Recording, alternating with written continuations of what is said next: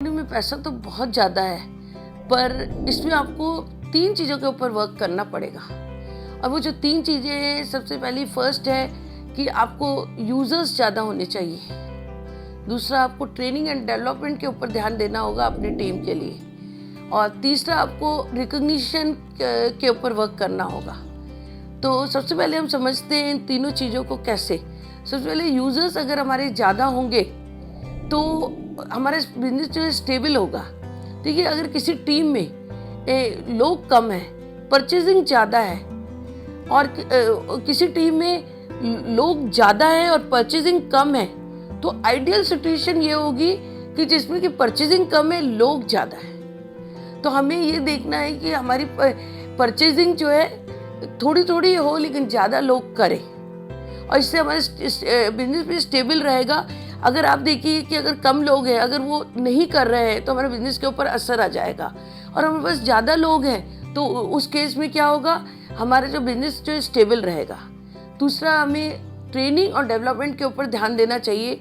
जो हमारे लोग आए हैं इस सिस्टम में, इस बिजनेस में, वो अलग अलग फील्ड से आए हैं, तो उन्हें हमें इस बिजनेस में ट्रेन करना होगा, उनको स्किल्स देनी होंगी। और एक बार उनके पास वो स्किल्स पहुंच जाए तो उन्हें कोई हरा नहीं सकता है। और अगर वो टीम में लोग कमाना शुरू कर देंगे तो ऑटोमेटिक उनके चेक्स बढ़ेंगे, तो आपके तो खुद ब खुद बढ़ जाएंगे। और जब हमारी टीम में लोगों के चेक्स बढ़ते हैं तो हमें बहुत ज़्यादा खुशी मिलती है। तो उसके लिए हमें क्या करना चाहिए कि हमें महीने में कम से कम एक बार तो प्रोडक्ट की ट्रेनिंग रखनी चाहिए।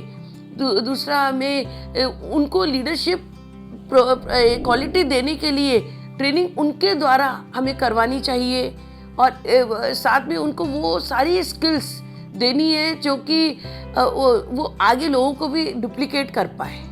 तो टीम बड़ी हो जाएगी, टीम में ये सारी चीज़ें हम देंगे तो ऑटोमेटिक चेक्स जो है उनके चेक्स आएंगे और धीरे धीरे वो बड़े होने लगेंगे।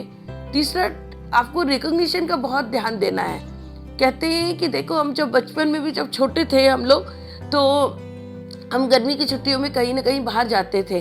तो हम जब पूरा साल पढ़ाई कर लेते थे, फिर उसके बाद हम जो है चेंज के लिए हम लोग चले जाते थे कहीं हिल स्टेशन पर, फिर आकर के हम फ्रेश हो जाते थे।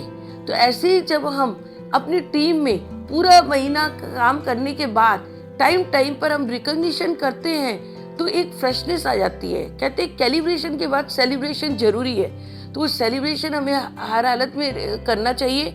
और देखो, वैसे भी वास्तव में जीवन में कहाँ मिलती है रिकॉग्निशन।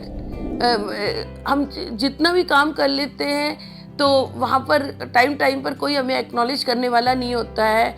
अगर कोई कर देता है तो हमें कितनी खुशी होती है। तो यहाँ पर भी जब लोग छोटे छोटे कदम उठाते हैं, एक लेवल से दूसरे लेवल पर आते हैं, तो उनको हमें रिकॉग्नाइज करना चाहिए, ताकि वो रिकॉग्निशन अगर उनका होगा तो एक नया मतलब कि एनर्जी उनमें होगी।